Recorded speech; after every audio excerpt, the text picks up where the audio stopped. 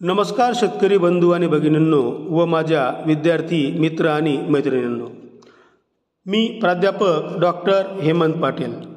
स्वागत आहे आपलं सर्वांचं आपल्या यूट्यूब चॅनल कृषी सेवावर. आज मी आपणास लघु पौष्टिक तृणधान्य म्हणजे राळा, वरई, बार्टी, नाचणी, कोडो, बाजरी इत्यादी जे आपले लघु पौष्टिक तृणधान्य आहेत त्यांची मी आपणास ओळख करून देत आहे. कारण हे जे काही न्यूट्री सिरियल्स आहेत यांचा भारत सरकारने 13 एप्रिल 2018 या राजपत्रान्वये यांना पौष्टिक तृणधान्ये म्हणून याचा समावेश केला आहे. कारण येणाऱ्या काळामध्ये सर्व जनतेला जुन्या पिढीतील लोकांप्रमाणेच आरोग्यसंपन्न पौष्टिक शाकाहार उत्तमरित्या मिळवण्याकरता या दुर्लक्षित झालेल्या पौष्टिक तृणधान्यांच्या पिकांची ओळख आणि महत्त्व मी आपणास देत आहे, जेणेकरून आपण त्याची सुधारित पद्धतीने लागवड करणार व उत्पादकता वाढवून त्याचा आपल्याला सर्व आहारामध्ये समावेश करून सर्व आपल्या भारतीय जनतेला ते उपलब्ध करून देणार अशी मी आपणास आशा बाळगतो. त्यात जर पहिलं पीक बघितलं आपण तर वरई, तिला आपण भगर असंही म्हणतो. आता भगर आपण सर्वांनी बघितलेली असेल, कारण भगर पिकाचा आपण जनरली आपल्या उपवास जे असतात त्या उपवासाच्या काळामध्ये आपण भगरचा अत्यंत आपण वापर करून घेतो. याला आपण वारी देखील म्हणतो किंवा कुटकी असं देखील म्हणत असतो. हे पीक जर बघितलं आपण तर आपल्या महाराष्ट्रामध्ये अहमदनगर, तसंच अमरावती, अकोले, नाशिक, नंदुरबार, पुणे, कोल्हापूर, सातारा इत्यादी ठिकाणी. पण जर आपण जनरली सर्व पिकं जर बघितले आपण तर हे सर्व हिल मिलेट्स आहेत, म्हणजे डोंगरावर येणारे सर्व पिकं आहेत, या ठिकाणी यांचं येत असतं. वरई हे एकदल पिकातील पीक असून याची उंची साधारणपणे 30 सेंटीमीटर ते 150 सेंटीमीटरपर्यंत वाढत असते व हे पीक हे अत्यंत दुष्काळ परिस्थितीमध्ये देखील तग धरणारे असून जास्त प्रजनन देखील याचं उत्पन्न हे चांगलं येत असतं. दुसरं पीक आहे आपलं राळा. या पिकाला आपण फॉक्सटेल मिलेट असं म्हणतो किंवा जर्मन मिलेट असंही म्हणतो. याच्या नावावरून आपल्याला कळालं असेल, फॉक्सटेल मिलेट म्हणजे कोल्ह्याची शेपूट, हिंदीमध्ये त्याला आपण कागणे असं म्हणतो, किंवा जसं आपण फॉक्सटेल मिलेट म्हटलो आपण तसं कोल्ह्याची शेपटी जशी असते त्या पद्धतीने ही जसे बघितलं आपण तर याचा देखील तसा शेपटीसारखा आकार असतो, म्हणून याला आपण फॉक्सटेल मिलेट असं आपण जनरली याला संबोधत असतो.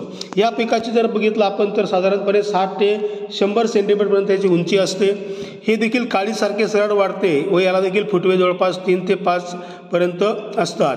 आणि ह्या पिकामध्ये देखील अत्यंत न्यूट्रिशियस असे गुणधर्म आहेत, त्यामुळे या पिकाची लागवड आपण करणं गरजेचं आहे. आणि या पिकाला आपण जनावरांच्या खाद्यासाठी देखील त्याचा आपण उपयोग करू शकतो. तिसरं पीक आहे आपलं बर्टी. बर्टी म्हणजे जर बघितलं आपण त्याला आपण सावा म्हणतो, शमूल म्हणतो, सावऱ्या या नावानं देखील आपण त्याला संबोधत असतो. इंग्रजीमध्ये आपण याला बार्नयार्ड मिलेट, तसंच गुजरातमध्ये सया इत्यादी नावाने आपण त्याला ओळखत असतो.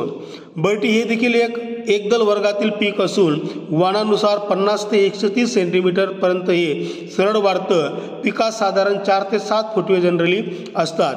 आणि हे पीक देखील उपवासासाठी भाताप्रमाणे शिजवून आपण त्याला खाऊ शकतो. जनरली नवरात्रीमध्ये ह्या पिकाचे सेवन करतात, कारण की हे पीक हे पचनासाठी अत्यंत हलकं असतं, म्हणून या पिकाला आपण प्राधान्य हे देत असतो. तसंच पुढचं जर पीक बघितलं आपण तर कोडोला आपण कोदराई म्हणतो, पातगवत किंवा भातगवत, खडक बाजरी इत्यादी नावाने आपण त्याला संबोधत असतो. इंग्रजीमध्ये याला कोडो मिळत म्हणतात. तसंच हे पीक देखील जर बघितलं तर आपल्या भारतीय तृणधान्यांमध्ये 3000 वर्षापासून च्या अगोदर देखील आपण त्याला म्हणू शकतो. 3000 वर्ष अगोदरपासून या पिकाची आपण त्याची लागवड करत असतो. हे देखील साधारणपणे 90 सेंटीमीटरपर्यंत उंच वाढतं आणि साधारण 70 ते 110 दिवसामध्ये याची कालावधी असतो. याचं पूर्ण लाईफ सायकल हे पूर्ण करतं. याचं देखील अत्यंत ज्याला म्हणतो आपण पौष्टिक म्हणून याचा उपयोग करून घेतो. आणि शेवटचं पीक आहे आपलं नाचणी. नाचणी ज्याला म्हणतो आपण, नाचणी या पिकास आपण नागली देखील म्हणतो, जी आपण पापडसाठी जनरली आपण त्याचा उपयोग करून घेतो, किंवा नाचणी सत्व, नाचणीचे पापड लहान मुलांना आपण ते नाचणी सत्व म्हणून देखील देतो, म्हणजे हाडे बळकट होण्यासाठी. तसंच ह्या पिकाला इंग्रजीमध्ये व्हिंगर मिलेट असं म्हणतात. जसं आपण हात दुमटवतो, म्हणजे अर्धवट जसं आपण त्याची मुठी वाकल्यावर जसं वाकवून बघतो आपण, तसंच या पिकाचा आकार असतो, म्हणजे या पूर्ण कणसाचा आकार असतो. आणि याचे हे जे पीक आहे हे अत्यंत मजबूत आणि काटक असतं आणि साधारण हे देखील 170 सेंटीमीटरपर्यंत हे वाढत असतं आणि याला 4 ते 8 पर्यंत फुटव्यांची संख्या ही असते. आणि हे पीक देखील तुमच्या डोंगर माथ्यावर किंवा दऱ्यावर देखील हे उगवत असतं. आणि ह्या पिकाची लागवड आपण ह्या पिकाचे म्हणजे या सर्व जे काही तुम्हाला मी 4 ते 5 पिकं सांगितले, ह्या पिकांची लागवड आपण मध्यम ते हलक्या जमिनीत देखील करू शकतो. हे सर्व पिकं जे असतात यांना अत्यंत पाणी कमी लागतं आणि जर जास्तही पाणी झालं तर देखील हे संवेदनशील नसतात, यांना ते सहन करू शकतात. आणि या सर्व पिकांचं जर आपण समरी कन्क्लुजन बघितलं शेतकरी बंधूंनो व माझ्या विद्यार्थी मित्रांनी मैत्रिणींनो, तर ह्या सर्व तृणधान्य पिकांमुळे बद्धकोष्ठता आणि पोटाचे विकार कमी होतात.